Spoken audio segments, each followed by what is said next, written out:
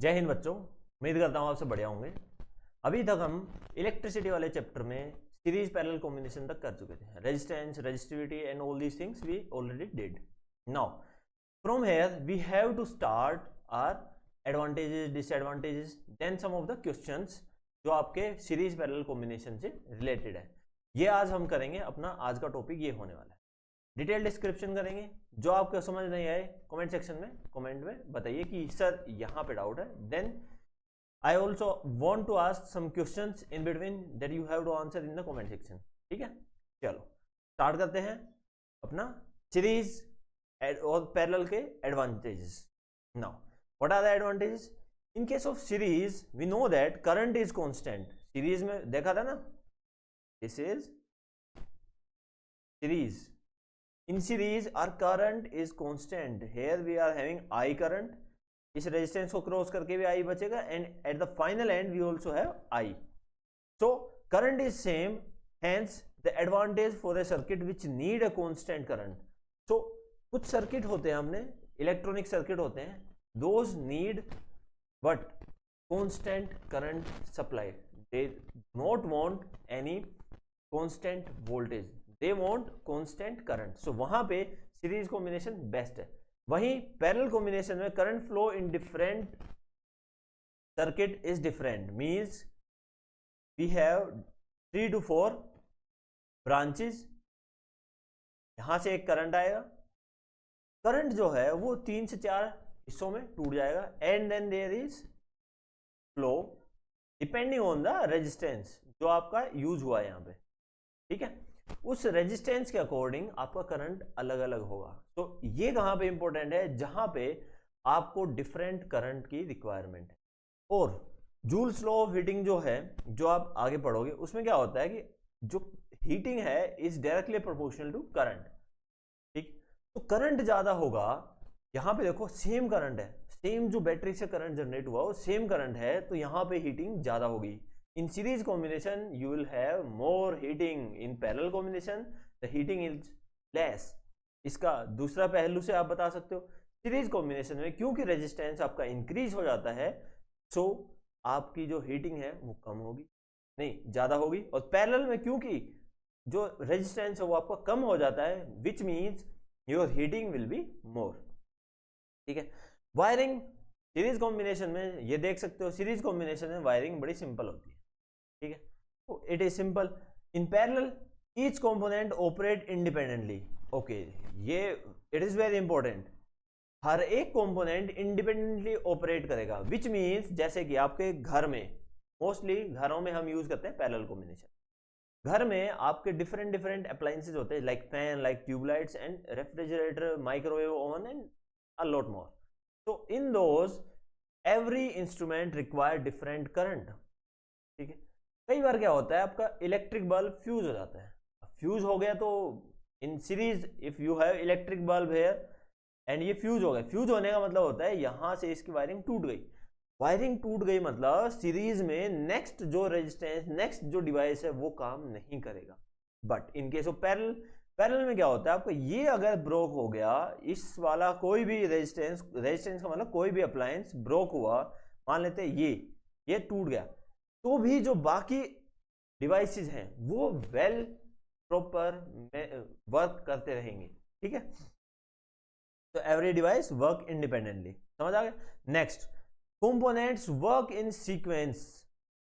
Like जैसे decorative lights होती हैं जो दिवाली पे अभी लेके आओगे आप, जो चाइनीज लाइट आती है उसमें क्या बटन होता है, वो सीरीज में कंबाइन होती है ताकि एक जले फिर अगला फिर अगले फिर अगले, तो उसका सीरीज कॉम्बिनेशन में आप कनेक्ट करते हो।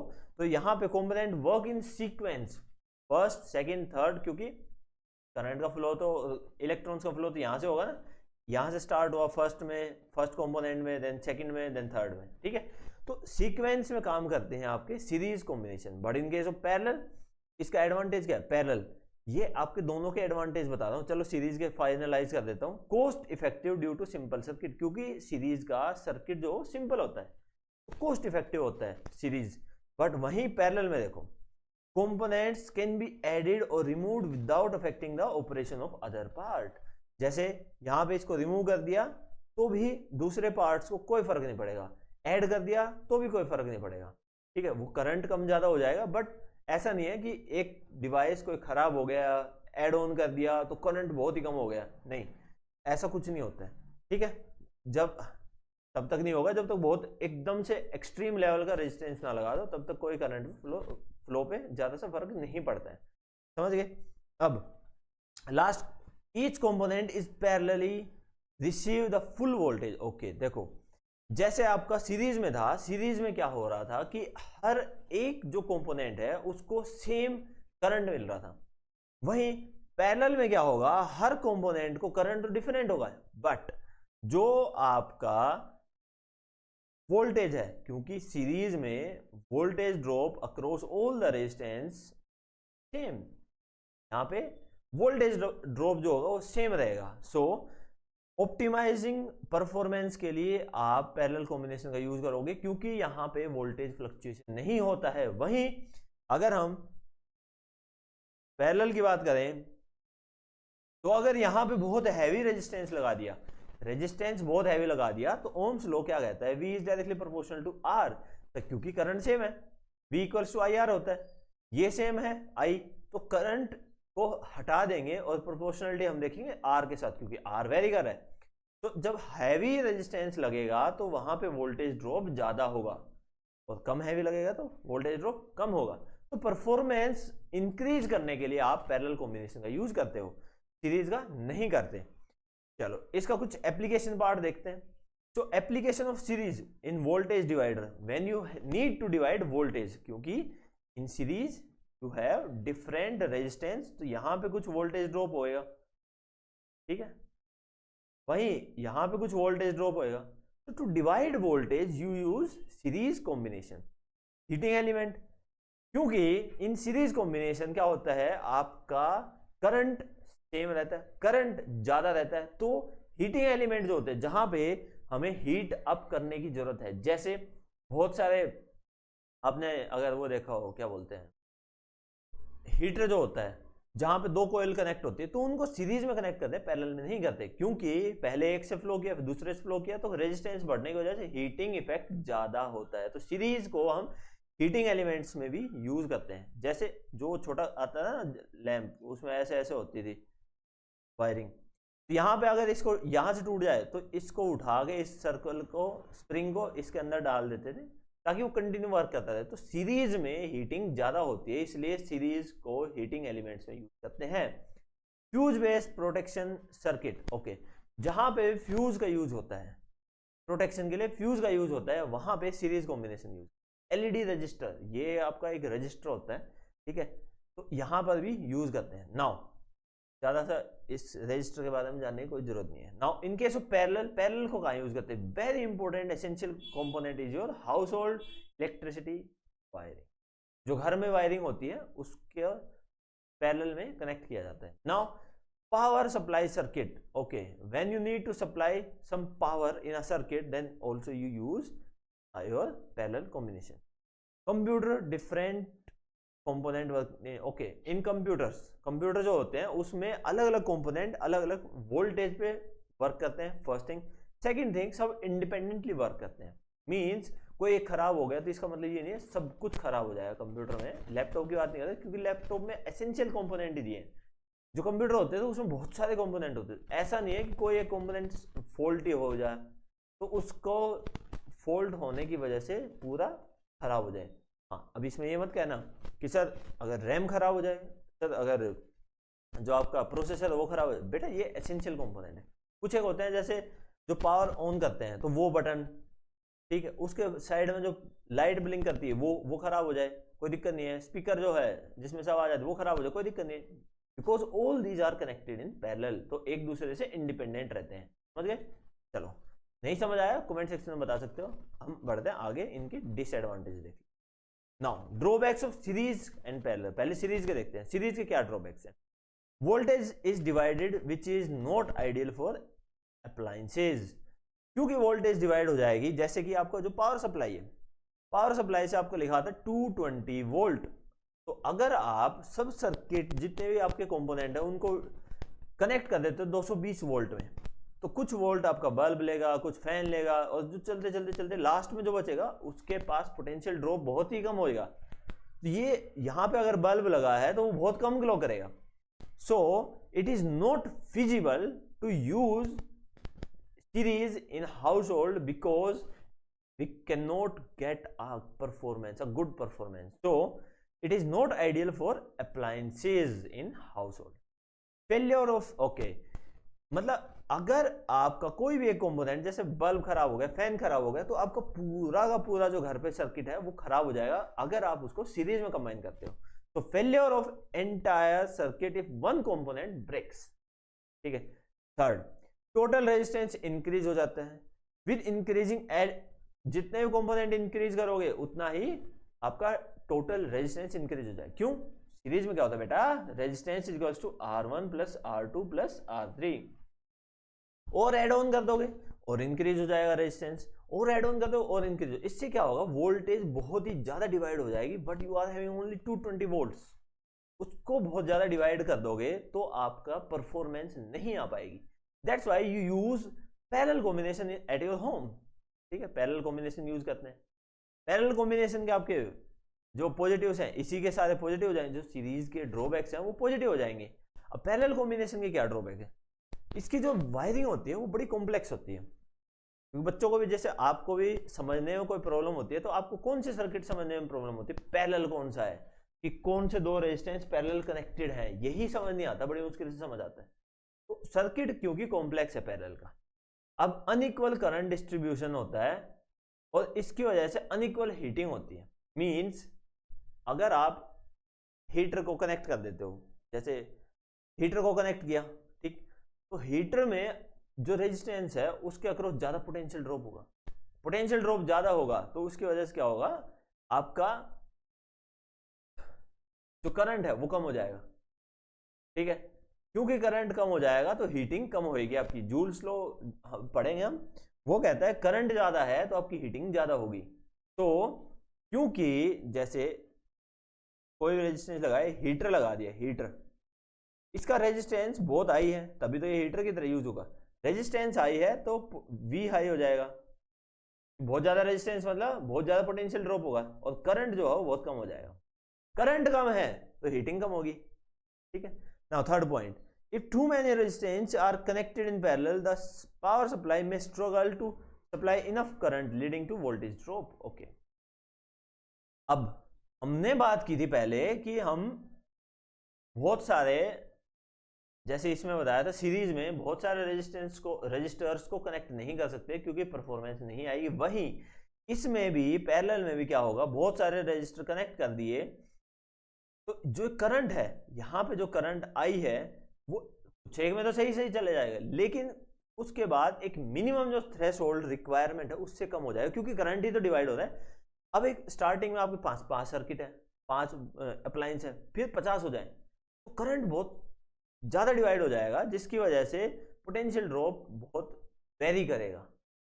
उसकी वजह से भी उसकी जो परफॉर्मेंस है, या फिर कह लो करंट सप्लाई नहीं होगा तो उसकी वजह से वो वर्क प्रॉपर्ली नहीं कर पाएगा। समझ गए? चलो समझ गए तो आगे बढ़ते हैं, कुछ क्वेश्चन करते हैं, interesting questions. A student plot VI graph for 3 sample of nichrome. Nichrome wire होता है, ये alloy होता है। This is an alloy. आपने केमिस्ट्री पढ़ी है, कमेंट सेक्शन में बताएं nichrome is an alloy of which 2 components, comment section में बताओ बच्चों। Okay, wire with resistance R1 and R2 and R3, choose from the following statement which holds true. तो ये 3 आपको लाइंस दी हुई है। ठीक है, अब आपको बताना है कौन सा सही है। ये रेजिस्टेंस है, जैसे ये I है, ये V है। ठीक है, अब रेजिस्टेंस क्या होता है, ओम्स लॉ देखो, V इक्वल्स टू IR। ठीक है, अब V by I equals to R, got it. ये होता है आपका V बाई R। यहां पे इस कर्व का स्लोप निकालेंगे, स्लोप जो होता है y एक्सिस का coordinate divide by x axis का कोऑर्डिनेट। y क्या है आपका I, x क्या है V, I बाई V है, वो इसका स्लोप दे रहा है। तो इसका just opposite, so I by V will be slope which will be equals to 1/r। Means यहां पे अगर स्लोप आपका ज्यादा है तो रेजिस्टेंस कम होगा। यहां देखो स्लोप किसका ज्यादा है, 2, 1 और 3। देखो स्लोप मतलब ढलान, कितनी ढलान है। तो इस पे अगर आप, एक मिनट पेन चेंज करता हूं मैं,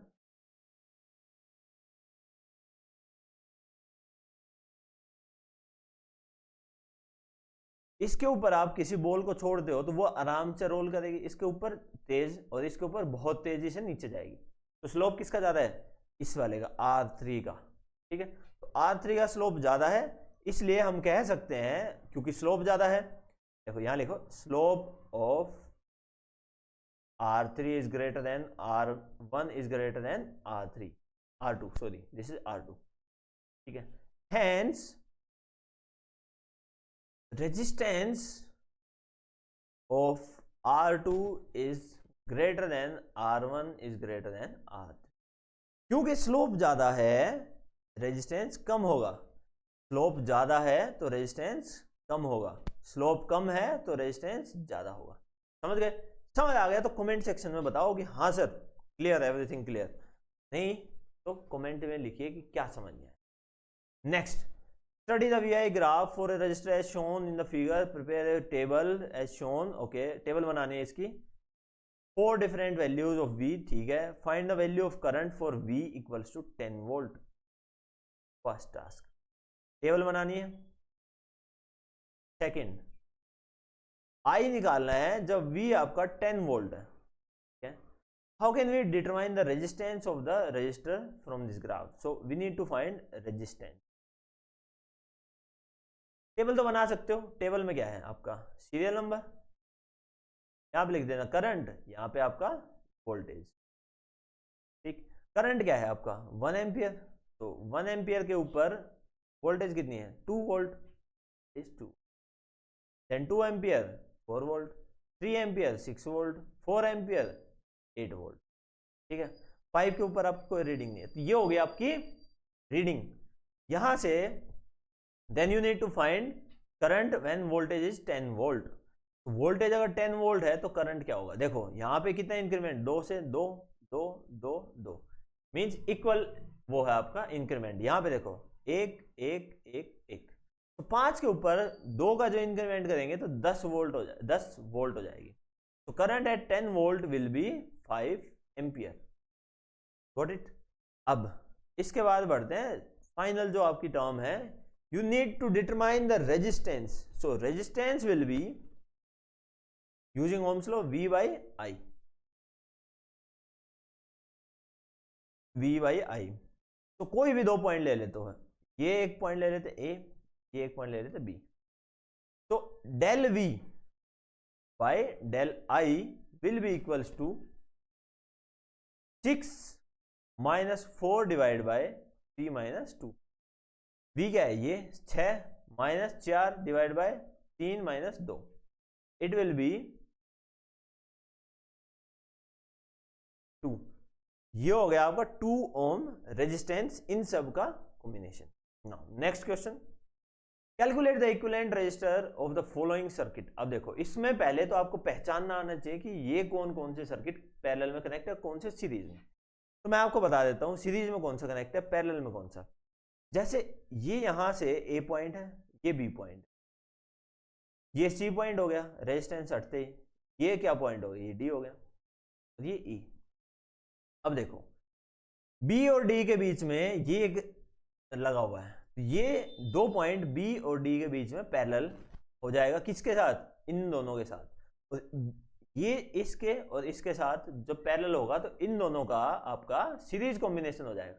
तो यहां से आप एक इक्विवेलेंट डायग्राम बना सकते हो, पूरा नहीं बना रहा हूं, ये 100 वोल्ट, फिर यहां से और ये एक, दोनों का कॉम्बिनेशन, फिर ये एक। ठीक है, यहां पे इन दोनों का कॉम्बिनेशन क्या होगा 200 ओम, ये 200 ओम, ये 100 ओम, ये 20 ओम, ये कितना है 200 नहीं है बेटा, ये 110 है 20। ठीक है, 10 20 20 और 20, ये आपका टोटल रेजिस्टेंस है। ठीक है, अब यहां पे आपको दिख रहा है इसका इक्विवेलेंट बनाओगे, इक्विवेलेंट मतलब इसको और छोटा करेंगे, इन दोनों का पैरेलल क्या हो जाएगा, 1/r equals to 1/20 plus 1/20, it will be equals to 20 और यहाँ पे 2, तो r will be equals to, इसको ही रिवर्स कर देंगे तो ये भी रिवर्स हो जाएगा 20/2 विच विल बी 10 ohms। ये 10 ohms हो गए, तो ये 10 ohm, ये 10 ohm और ये 10 ohm, तो तीनों को जब कंबाइन करेंगे तो 30 ohm हो जाएगा। कैसे, क्योंकि r ये सीरीज में है, सो 10 ohm plus 10 ohm plus 10 ohm, total हो गया 30 ohms। 30 ohms आपका इस कंप्लीट सर्किट का टोटल रेजिस्टेंस है। ठीक है, चलो आगे बढ़ते हैं। इसमें क्या करना है, डिफरेंट रेजिस्टर है,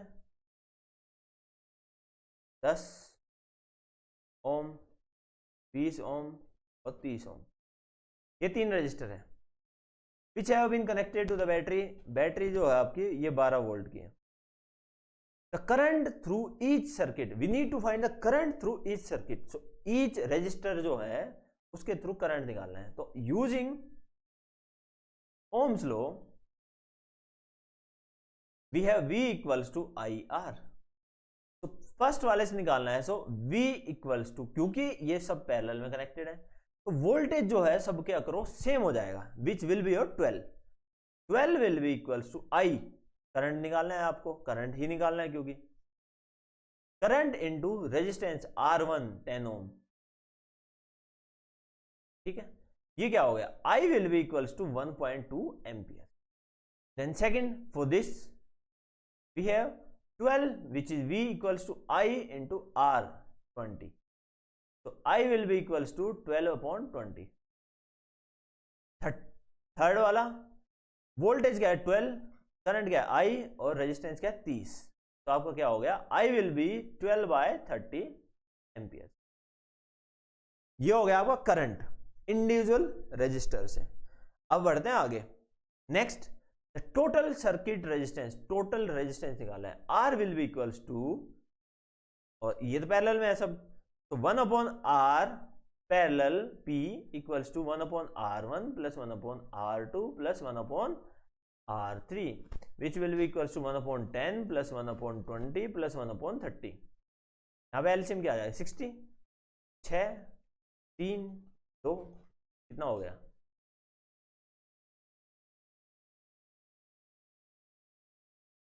ठीक है, समझ आ गया।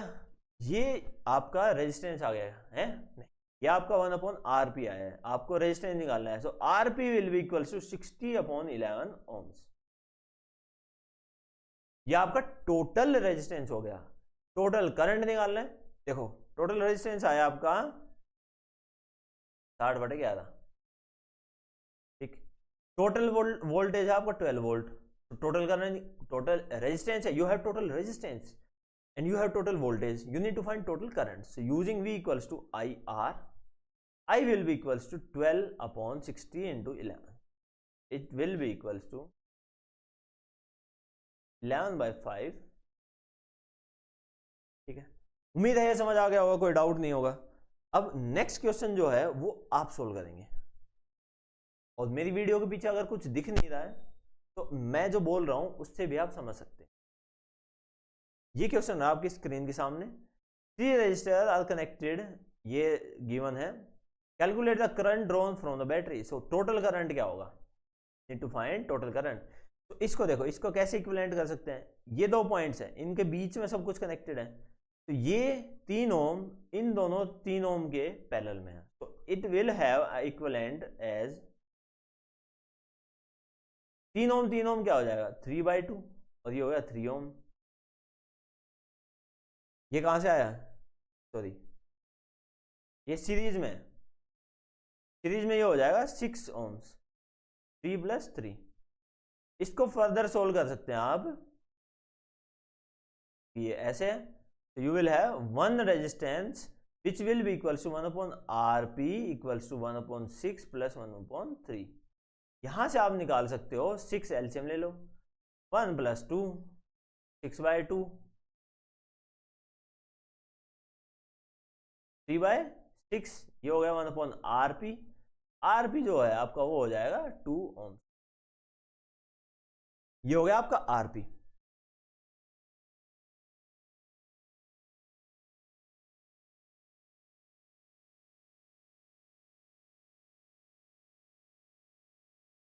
क्या निकाला था बेटा? आरपी तो पैरेलल निकाला था। Parallel will be 6 into 3/6 plus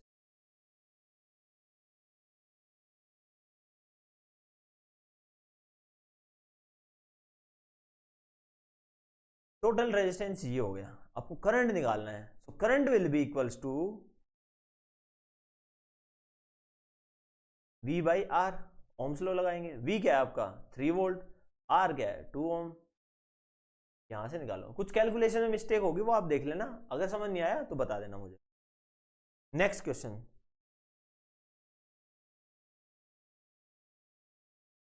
ये वही ग्राफिकल वाला ही क्वेश्चन है। नाउ इसमें इंपॉर्टेंट है, why should an ammeter have low resistance. Ammeter का लो रेजिस्टेंस क्यों रखते हैं? देखो एमीटर आपका कहां कनेक्ट होता है? सीरीज में। और सीरीज में ही क्यों कनेक्ट करते हैं उसका भी यही आंसर है। देखो सीरीज में कनेक्ट होगा तो करंट पास होने के लिए आपको पता है V equals to I R है, ये सेम है, तो current will be inversely proportional to R। Means current आपका फ्लो होगा वो डिपेंड करेगा आपका रेजिस्टेंस के ऊपर। अगर रेजिस्टेंस इसका बहुत ही ज्यादा है करंट फ्लो कम हो जाएगा, ठीक है। तो करंट फ्लो कम हो गया तो मतलब आगे करंट गया ही नहीं, बहुत कम करंट जाएगा। वहीं अगर आप इसका रेजिस्टेंस बहुत कम कर देते हो, आर स्मॉल कर देते हो, तो करंट जो आपका बहुत इंक्रीज हो जाएगा, ठीक है। करंट इंक्रीज मतलब यहां से 5 एम्पियर गया तो यहां भी लगभग लगभग 5 एम्पियर ही जाएगा, क्योंकि एमीटर जो है वो आपका रेजिस्टेंस फ्री है। समझ गए? दूसरा ये आता है इस क्वेश्चन को मोल्ड करके, क्यों हम एमीटर को कनेक्ट नहीं करते पैरेलल में? क्योंकि करंट जो है अगर आपके पास दो रास्ते हैं, एक में जाना मुश्किल है, दूसरे में जाना आसान है, तो आप मोस्टली वो चूज करते हो जिसमें जाना आसान है। क्योंकि इसको पैरेलल में अगर कनेक्ट किया तो यहां पे रेजिस्टेंस कम है, तो रेजिस्टेंस कम होने की वजह से इलेक्ट्रॉन्स, मोस्टली इलेक्ट्रॉन्स फ्लो कर जाएंगे एमीटर से, और यहां पे कोई पोटेंशियल ड्रॉप नहीं हो पाएगा, क्योंकि यहां से ऐसे करके शॉर्टकट पाथ लेके इलेक्ट्रॉन्स पहुंच जाएंगे, ठीक है। इसलिए हम एमीटर को कनेक्ट नहीं करते पैरेलल में। बाकी तो आप इसको कमेंट सेक्शन में बताइए। 36 का फर्स्ट एंड थर्ड जो है आपको कमेंट सेक्शन में आंसर देना है कि क्या आंसर होगा। This is amazing question where you have to connect this resistance, these all resistance are connected in a combination of series and parallel। तो सीरीज और पैरेलल का कॉम्बिनेशन है, तो अब हमें पहचानना पड़ेगा कि कौन सा सीरीज में है और कौन सा पैरेलल में, क्योंकि पहचाने बिना तो हो नहीं पाएगा, ठीक है। तो पहचानो, ये जो 3 है ये आपके सीरीज में है, तो टोटल क्या हो जाएगा? टोटल इन तीनों का सम 15 20 40।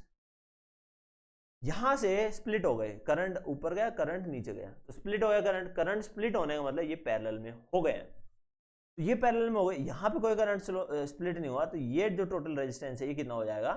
15 20 30 30 ओम। ये कितना हो गया? 30 40 50 60, ये 60 ओम। इन दोनों का इक्विवेलेंट हो जाएगा आपका ये एक 40 ओम 30 ओम 60 ओम 40 ओम, ये आपका हो गया। अब देखना आसान है ना, ये जो 4 ओम है ये कनेक्टेड है एक पैरेलल कॉम्बिनेशन के, जो पैरेलल कॉम्बिनेशन है आपका 30 और 60 ओम का।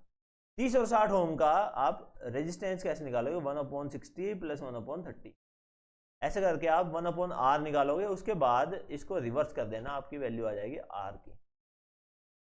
Find the equivalent resistance, A R में निकालना है, बी में निकालना है। Determine the current that is flowing through the ammeter. Okay, current भी निकालना है। यहां पे कितना करंट फ्लो करेगा? तो यहां पे जो करंट फ्लो करेगा वो होगा V टोटल, टोटल जो वोल्टेज ड्रॉप है इक्वल्स टू I जो यहां पे फ्लो करेगा I total into R total. R total ये जो निकालो ना, ये R टोटल है, ठीक है। ये आपका रेजिस्टेंस हो जाएगा, ठीक। और इसकी वजह से हम करंट निकाल सकते हैं। चलो नेक्स्ट क्वेश्चन। ओके, इसमें देखो यहां पे करंट I आया, करंट स्प्लिट हुआ I1 I2 I3, ठीक है। मतलब यहां से पैरेलल कॉम्बिनेशन आपका स्टार्ट हो गया, इस पॉइंट पर गए, इस पॉइंट के में करंट आया था I1, अब यहां से इतना इधर क्या जाएगा I1, ओके, ये सीरीज में, तो 4 ओम और 6 ओम सीरीज में। यहां पे देखो करंट 3 ओम, 3 ओम से क्रॉस करके 3 ओम में गया, कुछ करंट का स्प्लिट नहीं हुआ, तो ये दोनों भी सीरीज में, तो इसका जो इक्विवेलेंट बन जाएगा वो बन जाएगा,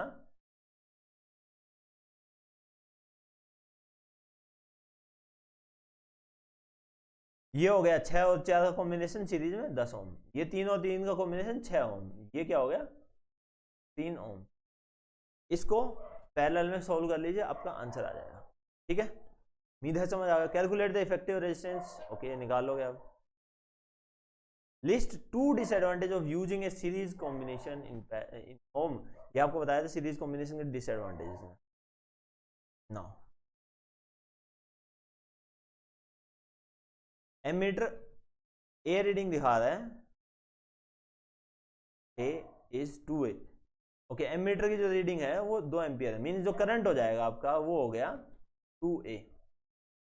In the above circuit, if the current reading in the ammeter A is 2 ampere, what would be the value of R1? So we need to find the value of R1. R1 is this.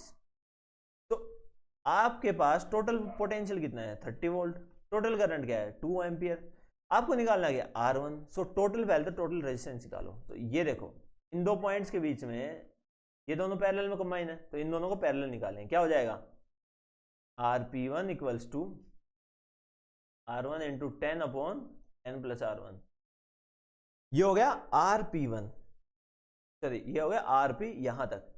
अब इसमें क्या बन जाएगा, ये जो आया है, देखो आगे बना के दिखाऊं, यहां पे इसको क्या बना सकते हो आप,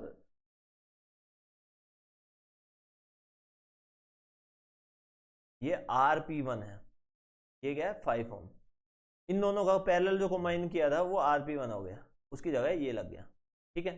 अब ये और ये जो है ये दोनों पैरेलल में है, इन दोनों का फिर से पैरेलल कॉम्बिनेशन हो जाएगा। सो 5 into RP1 upon RP1 plus 5, ठीक है।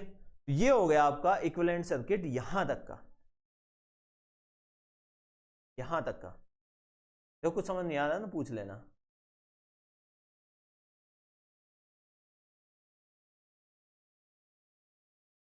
ठीक है, ये आपका सर्किट बचा फाइनल। फाइनल जो है आपका ये सर्किट बचा, इस सर्किट पर टोटल रेजिस्टेंस निकालो आप, तीनों को 6 को जोड़ लो, 6 को जोड़ लो, और जो यहां पे आएगा उसको जोड़ लो, तीनों का जो सम हो जाएगा वो R टोटल हो जाएगा। R total you will get, V total क्या है, V टोटल मींस पोटेंशियल कितना है इस पूरे सर्किट में, वो हो गया 30 वोल्ट, तो it will be 30 volt. You need to find current I क्या हो जाएगा, तो करंट जो है वो हो जाएगा आपका, टोटल है क्योंकि ये total current will be equals to V by R, V by R। So ये हो गया आपका टोटल करंट। कुछ समझ ना आया हो बता देना। So let's meet you in the next video lecture, till then take care, bye bye.